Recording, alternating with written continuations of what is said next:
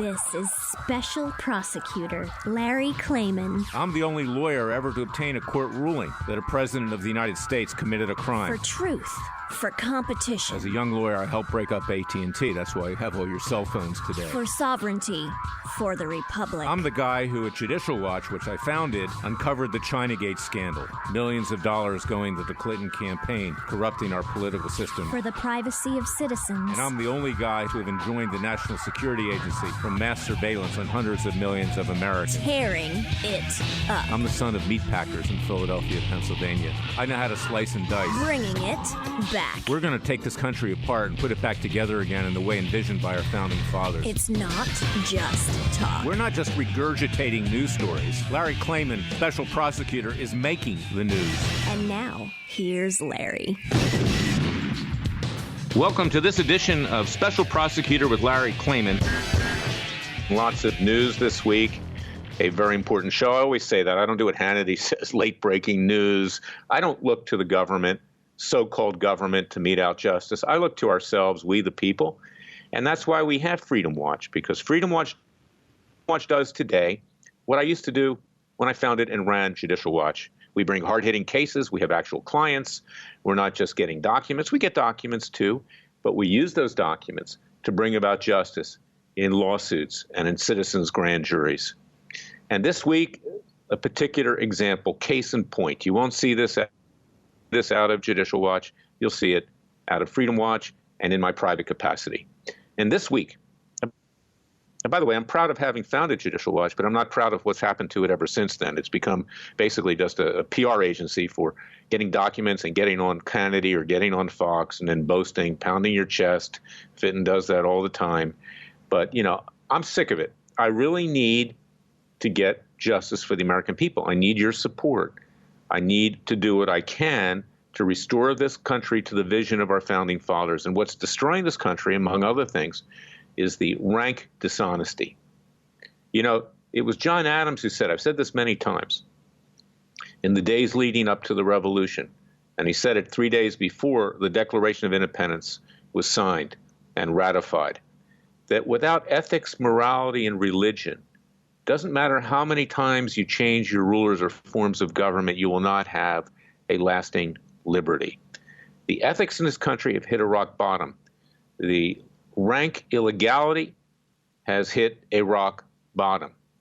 The political establishment in this country are basically vile on both sides of the aisle. They lie to the American people. They lie to themselves. It's become a reality show.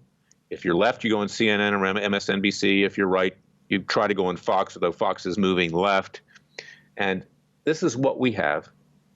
So it falls to Larry Klayman and our clients to do the job. There's no other lawyer in this country, and I say that with all modesty and truth, who will stick his neck out like I stick my neck out. And we did it this week again. And George Zimmerman is a good case in point. Trayvon Martin was no little kid, contrary to the pictures that you've seen that were published at the time. George Zimmerman was stalked by Trayvon Martin. His head was being smashed into concrete. Thank God George Zimmerman had a legal firearm under his Second Amendment rights to defend himself. Now, we're not happy that Trayvon died. We don't want him to die. But Trayvon was a very troubled person. He was in gangs. He had participated in taking drugs. I mean, he was a problem with his girlfriend at the time, Brittany Eugene. And he was upset that evening, and he took it out on George Zimmerman, and he wasn't of right mind. Now, because of the vigilantes in this country, you've got race-baiting vigilantes like Al Sharpton and Jesse Jackson and Black Lives Matter and the new Black Panthers Party. They convinced the state of Florida, after initially they weren't going to charge George Zimmerman, to indict him. And he was indicted for second-degree murder. He went through a terrible period of his life. You're going to hear more about it from Joel Gilbert, a great film writer and writer who's going to be on in our third segment. He's been on before. And he was tried, and he was acquitted by a jury. Basta, as they say in Italian. Stop. That's enough. He went through this hard period. It destroyed him, but he was acquitted. And after he was acquitted, people didn't stop. They continued to beat up on him. And they continued to use him as a whipping boy. And people have actually shot at him. One guy tried to kill him at close range. That person was convicted of attempted murder. He's doing 20 years in prison in my home state of Florida. Now, along comes the 2020 presidential elections.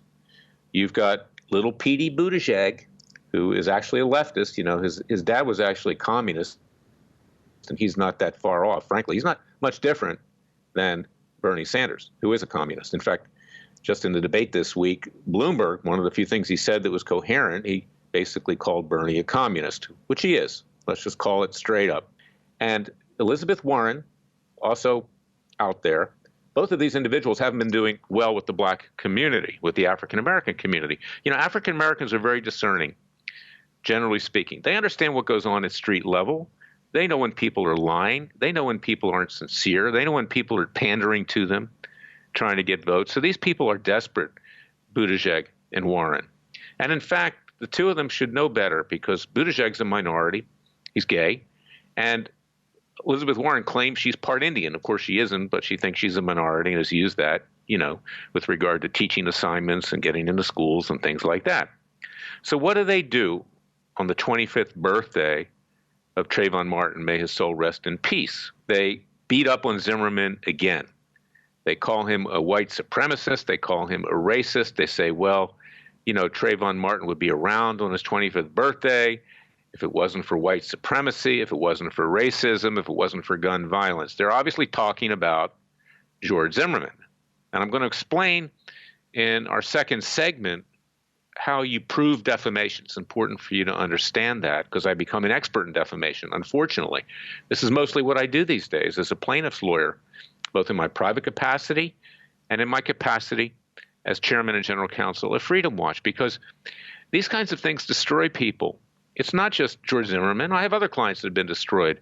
Sheriff Joe Arpaio, Chief Justice Roy Moore, Laura Loomer, many, many others. They become radioactive, the Bundys, and when they get into a courtroom with a politicized federal judge in particular, the federal judge hides under the table. It doesn't matter whether it's an Obama, Clinton, or Bush appointee.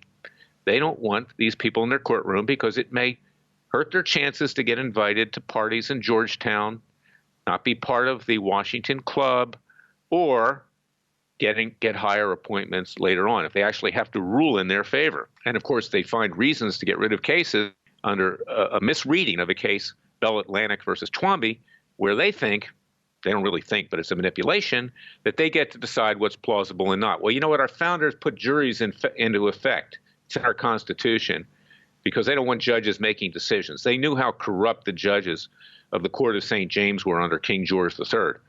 And these federal judges that exist today are equally as corrupt. Generally speaking, there are some exceptions, very few, very, very few. I maybe have known 5 in 42 years of being a lawyer who have the courage to do it straight in these kinds of cases. But they'll dismiss these cases because they don't want it in their courtroom.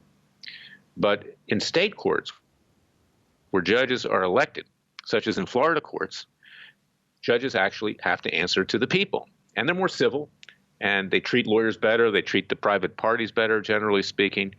And they don't get appointed because they know the president or a senator, generally speaking, and they try to play it straight. So this week, we brought a lawsuit on behalf of George Zimmerman.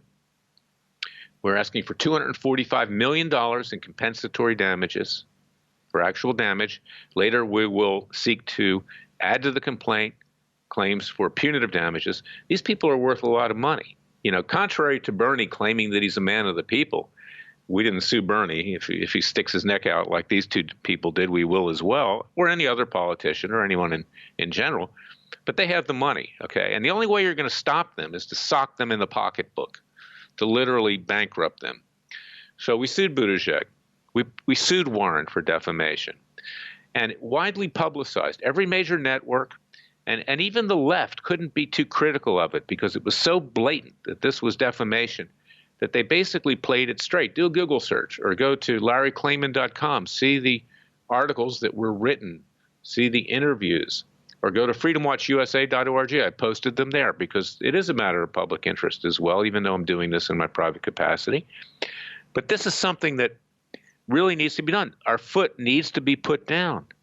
Destroying people with words is as bad as destroying them with a club because it makes them radioactive. They can't function. George Zimmerman doesn't like to go out in public. And when he does, he sometimes goes out in disguises because people have tried to kill him.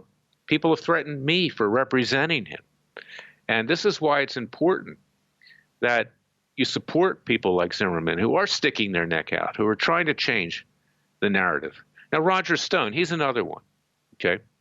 Stone defamed my client, Dr. Jerome Corsi, and me because he feared that somehow Corsi was going to testify against him in the criminal prosecution. Corsi has never said a bad word about Stone, but Stone couldn't resist, much like he couldn't resist with regard to the matters for which he has now been indicted on 5 perjury counts, 1 obstruction of justice, and 1 witness tampering. He can't hold himself back. So Stone goes out and defames Corsi. Corsi wasn't even called in the trial. Stone didn't call 1 witness in the trial. There's all kinds of false information out there, even in the conservative media, that Stone didn't get a fair trial. How do you not get a fair trial when you don't even call a witness or present real evidence? He essentially conceded his guilt at the trial. So people like so-called Judge Napolitano, who frankly is a disgrace, he's trying to say that Stone didn't get a fair trial because he's trying to win back a few of his conservative and libertarian friends after he's alienated everybody with his attacks on Trump because Trump wouldn't make him a Supreme Court justice. Thank God he didn't. This guy is a half-wit. But Stone went out and defamed Corsi, and we brought lawsuits against Stone. And we took Stone's deposition. You can watch it at larryclayman.com, or I also posted it on freedomwatch.org. You can see how depositions work. You can see Stone cursing at me, calling me names, in effect defaming me again in certain areas. But we won't tolerate this no matter where it comes from. I don't care if it comes from the left. I don't care if it comes from the right. I don't care if it comes from the center. We have to have honesty in this country. I'll be right back.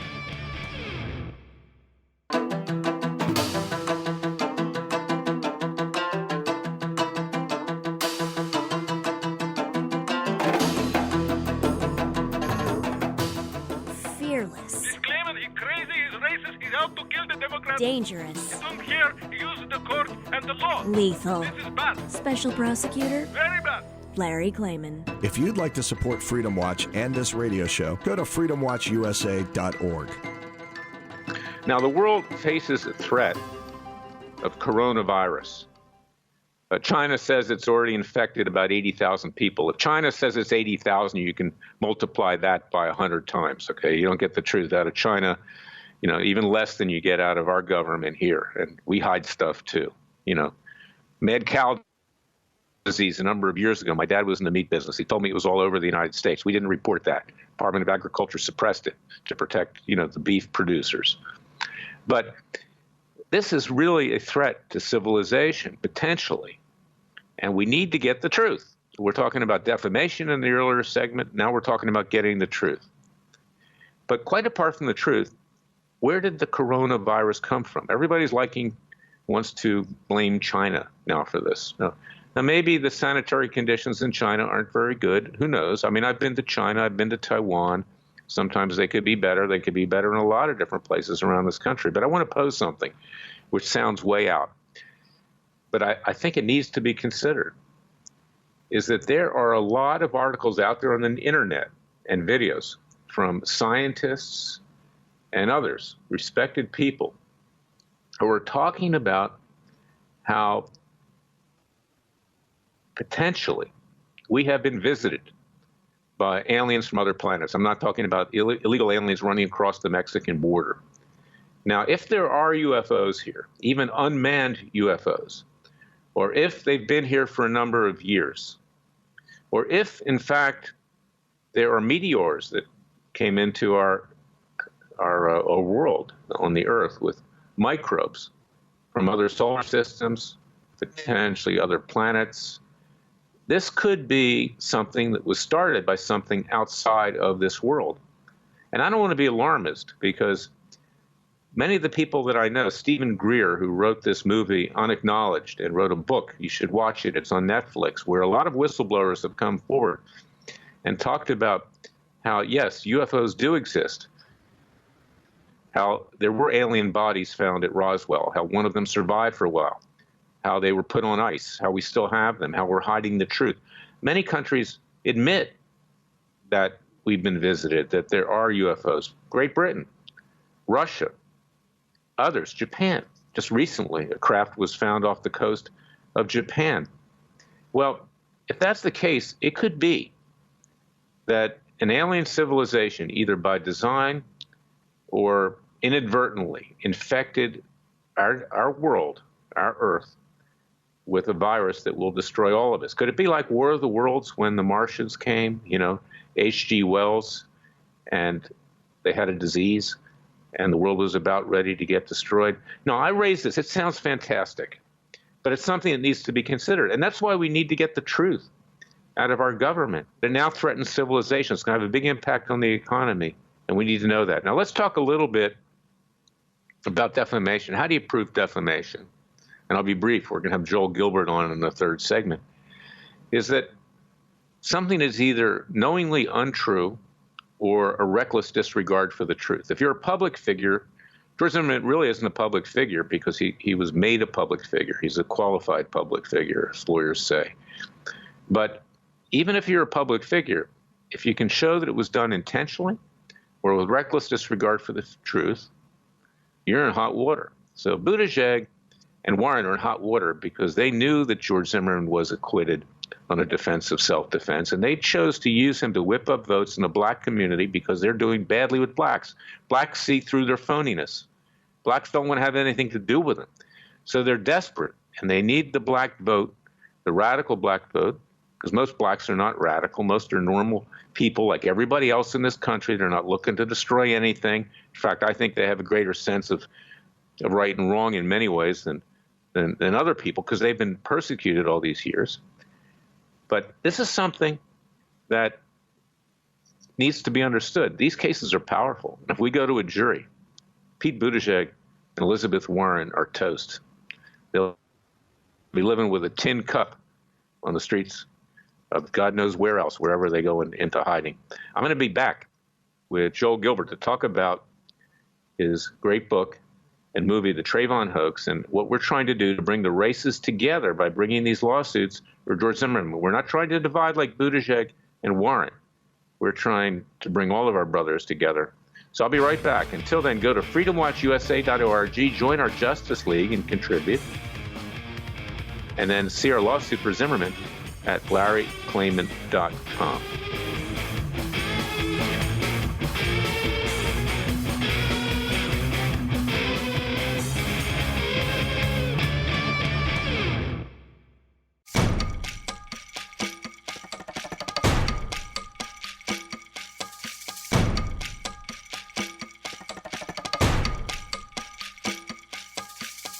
And now, 4 words that make corrupt politicians make wee-wee in their little pants. Transparency and the rule of law will be the touchstones of this presidency. But we have to pass the bill so that you can find out what is in it. Special Prosecutor Larry Klayman. Be the one who makes our country great again. Go to freedomwatchusa.org and donate.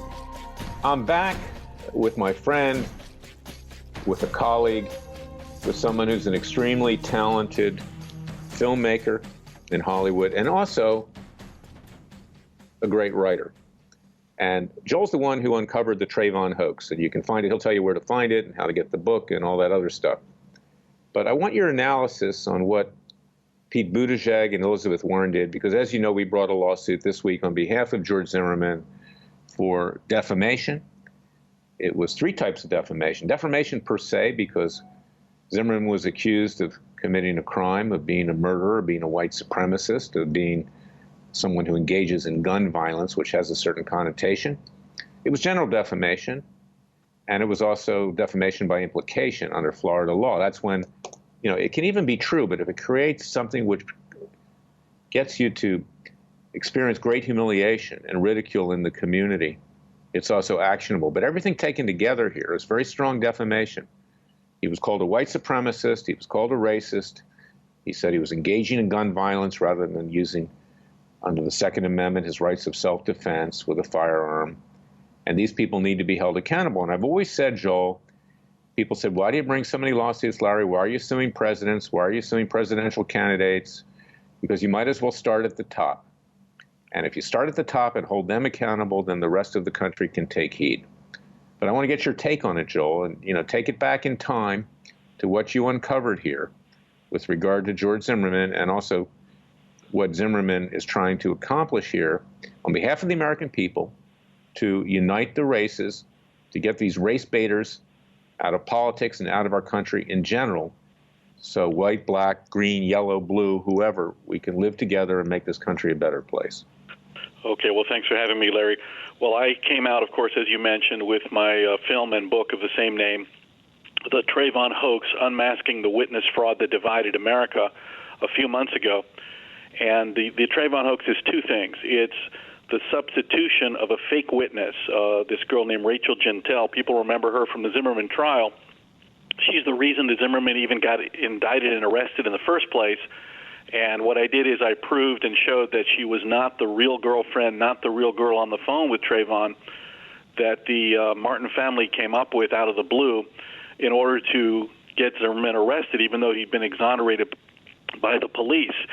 And the Trayvon hoax is also the hoax that the media and sometimes the DOJ and the government plays on Americans every day, promoting this concept that there's armed white men in the streets and police that want to shoot people because of their darker skin tones. And this narrative has been prevalent since 2012. It was promoted heavily by Barack Obama, the Eric Holder DOJ. It had a lot to do with politics because the election was not in the tank for Obama in 2012. And they used Trayvon Martin, they used George Zimmerman to divide the country through this ridiculous narrative that's gone on since. The Black Lives Matter movement was formed, admittedly, because of supposedly George Zimmerman's acquittal. At first they said, we just want an arrest. We only want an arrest. And once he was acquitted by a jury of his peers, they said that wasn't good enough. So I saw with great interest your lawsuit, and that that Pete Buttigieg, I was just horrified when I saw his tweet, for example. He said, Trayvon would have been 25 today. Then he said, how many 25th birthdays have been stolen from us by white supremacy, gun violence, prejudice, and fear? And then he signs off hashtag Black Lives Matter. Like, oh, my God. Buttigieg knows that Zimmerman was acquitted. I'm sure he's heard about your lawsuit from last December, where you actually highlighted a lot of the information I had uncovered in my book and film, that the entire arrest in the first place was fraudulent and illegal. It was a simple self-defense case, not stand your ground. And these politicians like Buttigieg and Warren are continuing the tradition of Obama, where they promote this ridiculous lie about George Zimmerman that somehow he was engaging in gun violence, which is essentially the random use of, illegal weapons and hurting innocent people, as opposed to self-defense. And then the Zimmerman, Hispanic kid, he speaks fluent Spanish. That was his first language. He's a minority advocate, Obama supporter, and he's throwing out there white supremacist again. So I certainly agree with you, and I hope to see your lawsuit succeed, because I agree, if you can get Buttigieg and Warren to retract and maybe pay some damages for this nonsense, maybe it can change the tone of the dialogue and stop using Trayvon Martin for these purposes. Well, don't count on them retracting or apologizing. They had a chance last night, and I thought last week with the presidential debate, I thought maybe some questions would be asked. Every major media operation reported this lawsuit, yet nobody asked a question and put them on the spot. But I did send to them, on behalf of George Zimmerman, a demand for a retraction and an apology, and they stiff-armed me. No response at all. Instead, after I filed the lawsuit, they send me an email saying, contact our lawyer at Perkins Coie. Of course, Perkins Coie is very infamous, that law firm. And they're actually intervening on behalf of the Democratic Party down in Alabama in defamation lawsuits that Well, I brought along with my co-counsel. Wait. Melissa Isaac. Let me finish here. For Chief Justice Roy Moore, they seem to be everywhere, and of course they were involved in Fusion GPS and that kind of thing. But they stiff-armed us. They don't want to apologize, so they're going to need to be taught the hard way. Go ahead, Joel. Yeah, I was going to say Perkins Coie, as you said, they were involved in funneling money from the DNC to Chris Steele to the Russian government to interfere in the U.S. elections in 2016. Of course, they're famous for helping Obama defend any inquiries about his birth certificate. People wondered, why won't you release it? And they were there for him. So they've got a long history of defending Democrats, sometimes for reasons that are pretty nefarious, especially with the Fusion GPS. But the thing that I want people to understand is the division was most of this last 7 years of this racial division was mostly harmful to black Americans. They suffered the most from this type of division. Most of my emails, the most positive ones, come from black teenagers. I'll tell you one from a girl. She said, I grew up on this Trayvon Martin stuff, and I have a black son, and I was afraid for him to grow up in America. But now I want to thank you. I realize we got played. And black people are very much understanding my film and my book. They understand how this entire case got manipulated by the media and by politicians, really just to divide them and get them to come over to the Democrat Party. And I find it particularly disgusting that Warren and Pete Buttigieg, who are both groveling for African-American votes because they don't have a lot of support in the black community, Buttigieg especially, I think he fired the first black police commissioner in his city up in South Bend, Indiana. He's famous for also saying all lives matter in response to Black Lives Matter initially. So they're groveling, and the way they grovel is to try to incite hatred towards George Zimmerman, or tell people that there's random gun violence that are killing you. It's really disgusting politics, and I'm hopeful that my film and the Zimmerman's lawsuits will also make sure people understand what really happened in that case, because all this division started there. Black Lives Matter started. The Ferguson, Missouri stuff, hands up, don't shoot, another big lie that the media went with. The Ferguson effect, which caused a lack of end of proactive policing in black communities, homicides up 33%. Even you look at the Kavanaugh case, fake witnesses, fake whistleblower. It all started with this case in the modern era, fake news. So I'm still very hopeful. The more people that see my film and read the book, they're realizing that this entire media narrative that the politicians, as you see with Warren and Buttigieg, are still promoting is false. It's a hoax, and we don't need to live a lie. And this idea of racial division, gun violence, and racism is a complete lie. I grew up in Tennessee in the 70s and 80s. Black and white kids were all friends. Never heard the N-word, no racial division. And the Democrats and media want us to believe that 50 years later we all became racist, and that's how they're still using Trayvon Martin to this day and Zimmerman to promote these false narratives. Well, there's racism, Joel. I agree with 99% of what you said, but there is racism out there. Sure, there's racism out there, but it's not widespread, okay, particularly among the youth. Look, 0.001%. There'll always be some jerks on all sides, but that's not what we're all about. And that's what I'm saying is that this George Zimmerman is being used as the whipping boy, the sacrificial lamb. He's become synonymous with white supremacy and racism. He can't even show his face in public. He's been shot at. One guy was convicted, got 20 years in prison in a Florida jail. Okay, and you can't allow this to happen. Now, give us a little background, because you did a little research we were talking about this week on Pete Buttigieg. He's no moderate. Okay, he's a complete fraud. And of course, tell us what you know about his background on the left. Buttigieg, this guy, first of all, of course, I did a lot of research on Obama's background, showing that who his ideological influences were, who he hung out with, and who his political mentors were. So Buttigieg's father was not only a Marxist professor, he translated the works of Antonio Gramsci. He headed up the Antonio Gramsci Society about how to corrupt democracy by corrupting the institutions. That was Buttigieg's mentor. He idolized his father. So Buttigieg basically is a lightweight. He tried to run for, I think, state treasurer in Indiana and lost. Always one foot out the door, always trying to seek higher office. Even his military experience, he never went to boot camp. He never went to any kind of military training. He just went right into this reserve group 6 months in Afghanistan. He even wrote about how he admired John Kerry, and he wanted to get some kind of military experience like John Kerry had, which was very minimal, so he could use that later in a political career. But you see Buttigieg running around talking like he's some kind of war hero when all he did was drive a Jeep, never used his weapon, never took the safety off, just drove back and forth, which is very normal. And he talks about, I had 191, rides in a Jeep, as if it's a sortie in a fighter plane. So where was he in the Jeep, lightweight Joel? and an opportunist. Where was he in the Jeep? He was in Kabul, just going back and forth from headquarters to the camp. Apparently, never had any combat. He actually wrote that he was imitating John Kerry. Well, I understand that, but on the other hand, let me just be a little devil's advocate. You drive in a Jeep in Kabul, you can get blown up by a road mine. I don't hold that against the guy. What I do hold is that he's a cheap hack politician, you see.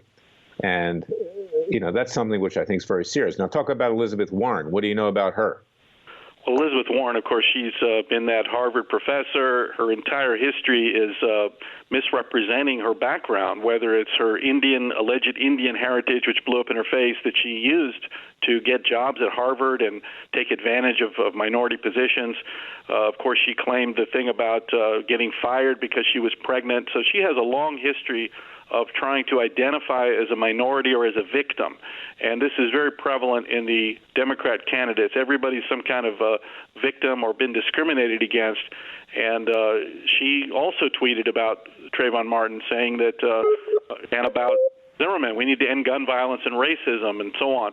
So she's into the division also. She's looking for black support, and I think it's very misguided. I don't think black people are going to be manipulated by this like they have in the past. I agree with you. And Joel, you've done fantastic work. This is, important what you're doing. And, I want to make people to understand we didn't bring these cases to influence the political world. We didn't try to do it to defeat them. They're defeated anyway, these people. It really doesn't matter. They're like Joe Biden. But what you're doing is to get to the truth, and that's important. It doesn't matter what side of the political spectrum is involved or what part of our society is. We will hold them accountable. So I want to thank you for everything we've done. Hang on for the last segment because I want you to identify where people can get your book and get your video of the Trayvon hoax. It's important that people watch it. And I'll be right back with the verdict of Special Prosecutor with Larry Klayman.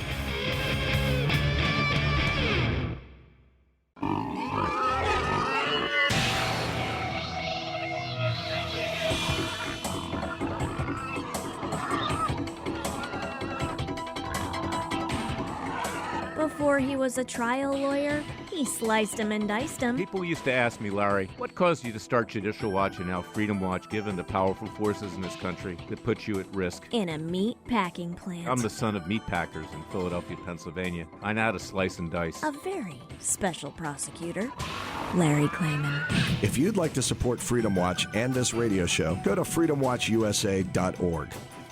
Fellow patriots, friends, and supporters, I want you to watch Joel's film, okay? I'm not trying to hawk it for him or sell it for him, but it's important that you understand the facts here because this is a case study on how people are destroyed for their own political purpose and for the purpose of these vigilantes, these radical groups. And they're radical groups on all sides of the political spectrum. There's more on the left, obviously. I mean, they want to take this country over. They want to turn us into a Soviet-style gulag. I thought this week in the debate with the Democratic candidates, Bloomberg took a beating, but he said one thing, and I give him credit for this. He called Bernie Sanders a communist. That's what Bernie Sanders is. He wants a communist state. He wants total state control. He doesn't want there to be any private enterprise. And that's what they're trying to do, take this country over. And you saw an example on that stage of what's going to happen if the left does take this country over. I'm not telling you who to vote for, but if they take it over, they're all going to start fighting with each other, and the country's going to come unglued at the seams because these various factions have very little in common with themselves other than they all want to obtain ultimate power. But Joel, tell us where they can get your video, where they can get your book, and tell us about, a lot of the things that you have done. I want to save about a minute at the end, and our fine producer, Al Peterson, will tell us. But tell us what else you've done out there, because you're one of the few people out there that is unafraid, that will tell the truth. Thank you. Well, I want to add to what you said is in one of my previous films called There's No Place Like Utopia. That's kind of like a Michael Moore-style film where I run around the country speaking to people in progressive cities where Democrats have been controlling for 50, 60 years, and I find out that no one is progressing. Everyone is regressing. Drug cultures, terrible education, single mothers, no jobs, high taxes. And one of the people I interviewed was former KGB spy and defector named Konstantin Prebejinsky, and he told me it was always the strategy of the communists to use black people, to use minorities in America to divide the country. And he said that communists and leftists, they considered black Americans to be the raw material for revolution, meaning they could use them to achieve their goals. And Barack Obama was in on that. He was came out in New York, was brought to Chicago by the communist and socialist groups to run the Developing Communities Project in Chicago. The entire goal was to get Obama to go to the black churches and bring them into these socialist causes. The black people of that era wanted nothing to do with this Marxist nonsense because they were religious people, and Marxism was a movement that rejected God. It was atheist. They also believed in the Christian concept of love thy neighbor, and socialism and Marxism taught war between the classes. So Obama was in on it from the beginning to use and recruit black people to rub salt in the wounds of minorities. That was another one of their slogans. And Joel, we have about 2 minutes left. Tell us where they can get your film. That's a very good recitation, and we'll pick it up in another show. But let them watch this film with regard to Trayvon. Right, that one is obamasrealfather.com, Dreams from My Real Father. And the movie we've been talking about most of the time here, which is also a book, go to thetrayvonhoax.com, thetrayvonhoax.com. Start with the trailer, and then you can live stream the movie right there, or you can jump over on the link to Amazon and get the book or the DVD, and it'll change your life. It's a mind-blowing experience when you see what they really did in the Zimmerman case. They used a fake witness, and people covered it up. Well, and that's important. And I said at the outset of this show, the truth is important. It's paramount, okay? Not just in our laws with regard to not testifying falsely, but this country will come unglued if the rampant dishonesty is not rectified. In politics and other parts of our society and parts of our world, people can no longer tell the truth. They don't want to tell the truth, and you are telling the truth, Joel. So I thank you for what you're doing, and we at Freedom Watch are doing our part with our leftist media strike force and other strike forces to try to bring about truth and justice. We'll be back next week with another edition of Special Prosecutor with Larry Klayman. Until then, the verdict is get up off the couch, put the popcorn down, and get to work. Join Freedom Watch's Justice League at freedomwatchusa.org and join us in our citizens' peaceful and legal revolution. Until then, God bless you, God bless your family, God bless America, and God save America. And listen to our daily podcast each day with an update on what's going on in this country and the world. We'll be back next week.